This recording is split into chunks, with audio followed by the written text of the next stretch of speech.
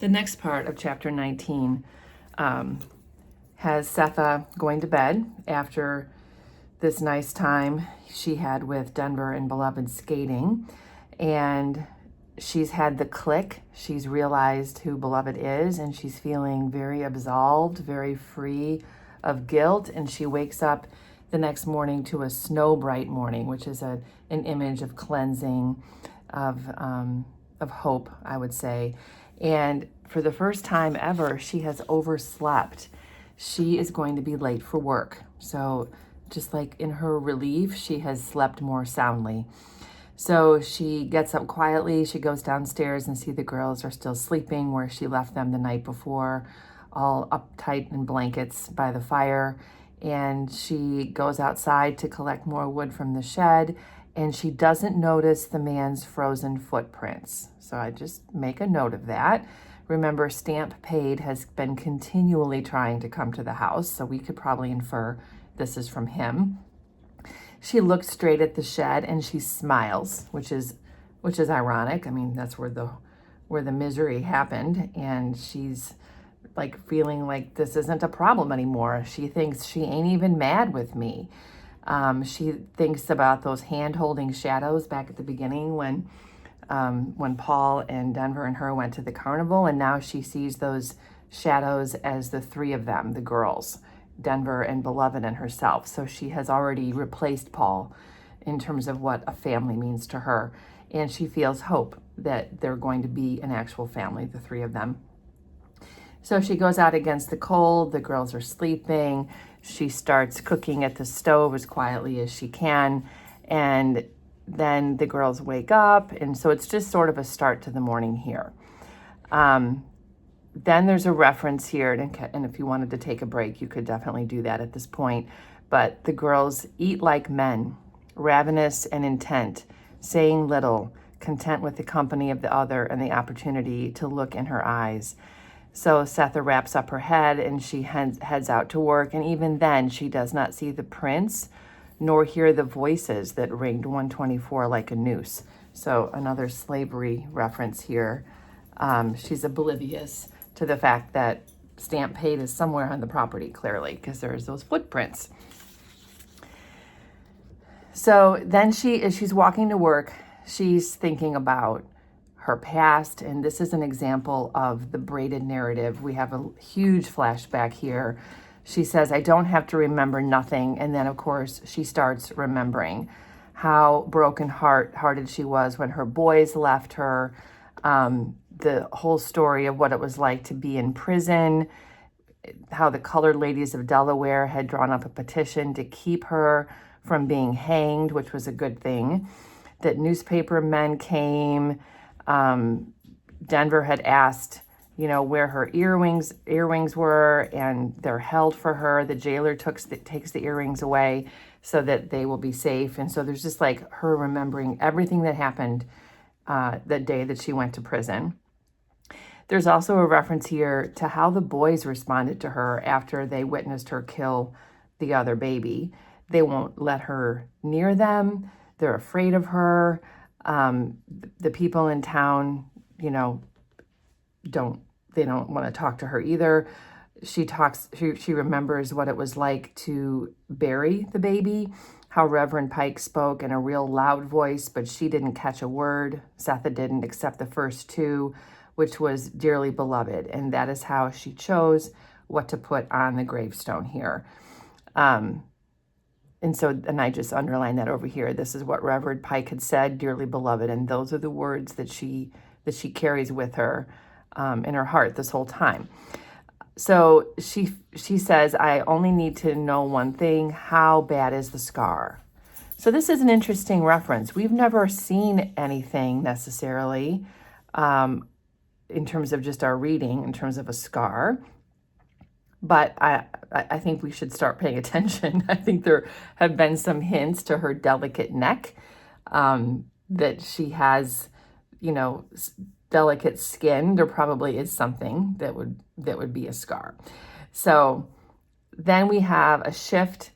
Sethe is walking to work, and Stamp Paid has the red ribbon in his pocket for strength. softly at first and then harder. He goes up to the house and bangs on the door. So Sethe has gone to work. Denver and Beloved are in there, and nobody opens the door. The door is locked, which is, of course, something really hard for him to handle too, because like he's used to just walking right in. He looks into the window and sees two backs curled away from him. One had a head he recognized, that would be Denver. The other troubled him. He didn't know her and didn't know anybody it could be. Nobody but nobody visited that house. So just realize here, Stamp Paid has no idea about Beloved. He doesn't know who she is or that she's even there. Only Paul D has known this whole time, and obviously probably some people in town, but not Stamp Paid. So he decides to go see Ella and John. And remember, Ella and John are the other people he works with to help free slaves who are coming across the Ohio River. This is part of the community. And he thinks about, as he's going there, again, more braided narrative, he's remembering the past, how he had misnamed himself as being paid, like as in paying a debt, and there was yet another debt he owed. Born Joshua, he renamed himself when he handed over his wife to his master's son. Like his whole life has been defined by paying a debt. So Stamp Paid was originally named Joshua. That could be a quiz question. He handed her over in the sense that he did not kill anybody there by himself because his wife demanded he stay alive. So he sacrificed his wife, let his wife go with the master's son, which is horrible.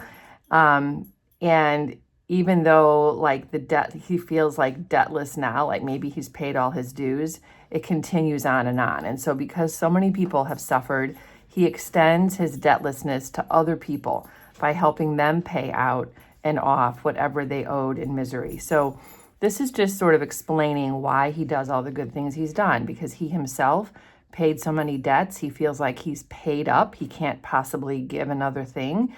And so now he's helping other people get out of the situations that they're in. So when he gets to Ella and John's, he goes in and talks to them. Ella asks, where he's been, and Stamp Paid says, oh, I've been out and about, wherever. And then he says, I was over at Baby Suggs's this morning, and Ella kind of confronts him like, well, what are you doing over there? Did somebody invite you in? So she has an attitude about Sethe as well. And Stamp Paid is offended. He's like, that's Baby's kin. I don't need to be invited to look after her people. And Ella kind of has a negative response to that when she makes this little sucking through her teeth. And he tells Ella that there's somebody new in there. This is Beloved. And he comes to see if maybe they might know who she is. And Ella's like, there aren't any new Negroes in this town that I don't know about. Are you sure it wasn't Denver? And he's like, no, I know Denver. This girl was narrow. She was skinnier. And he's like, I know what I saw. Like, is there somebody else in there? And Ella says, well, ask Paul D, because he's the only person who's been in there with Sethe. And Stamp says, I can't find him. And Ella says he's been sleeping in the church. So this is also something that would be on a quiz. So after Paul D has left Sethe's house, he has basically moved in to the church. And Stamp Paid is upset about this. He's upset that Paul D had to ask Reverend Pike if he could sleep in the cellar. And Stamp Paid's like, that's terrible. He should be, anybody would take him in. Like, he shouldn't be living like that. He's being too proud. And Ella says, can't nobody read minds long distance? All he have to do is ask somebody. So it's like, there's a lot of passive aggressive behavior here. Nobody's reaching out to help Paul D. Nobody's reaching out to help Sethe. They're like, they want help. They need to ask for it. And Stamp Paid's like, why? Why does he have to ask? Like, is he somehow guilty just because of him having a connection with Sethe is somehow now he's a bad person? So there's, again, just this extension of judgment throughout this community for, a decade now. This is how it's been, and it hasn't changed at all. So Ella sort of tries to defend the fact that Paul D's only been staying in the church a few days, and Stamp Paid is angry. He's like, a few days is too many. Somebody should have taken him in. Somebody should be offering him a bed. And Ella's like, if he asks, I'll give him anything. So again, she's just, keeping her distance. And they just continue having this argument. Like, because he's colored, he shouldn't have to ask. We should be taking care of our people.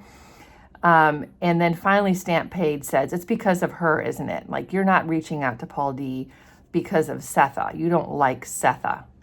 And Ella's defensive. She's like, don't jump in if you can't see the bottom. Like, don't judge me. You don't know what you're talking about. And Stampede's like, come on. I've known you too long. This isn't your normal personality. You're being judgmental because of her. And then Ella kind of lets loose. And she's like, well, she married Baby Suggs' boys, and I ain't sure I even know that because, like, where is Hallie? Never seen him ever get here. Like, how did she get here without her husband? Was she really married? Ella starts to question everything about Sethe. And Stampede is like, I took care of her baby. I know she had a child. And she goes on to say, how she get on board and her husband didn't. How did she escape and not Hallie? Just blaming Sethe for that situation, which of course is not true at all. How does she have a baby in the woods by herself is another big question. And Stampede's like, you're too harsh. You're too hard on her. And he's like, I thought you were friends. And then Ella's like, yeah, until she showed herself. And then she says it. I ain't got no friends who take a handsaw to their own children. So to this day, she's still being judged for what she did, which, there can be a lot of conversations about that. Obviously, Sethe has explained why she did such a horrible thing, what freedom meant to her. But, and obviously the Black community has felt those same things, but this is still horrific. There is no question. It's a horrible thing that she did. And then Stampede admits to Ella that it's his fault that Paul D left Sethe because he showed him the newspaper clipping. And Ella's like, I thought everybody already knew. And then we have another reference down here. Well, Paul D must know who she is or what she is. And then they go on and there's, your mind is loaded with spirits. Everywhere you look, you see one.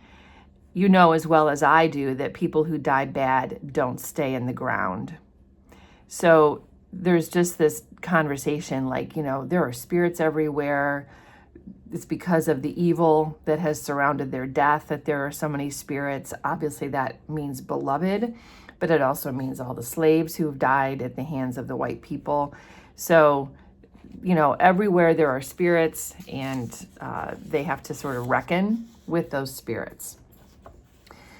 So the way Stampede leaves this interaction is he eats some of Ella's food just to sort of accept her hospitality, to show that there are no bad feelings.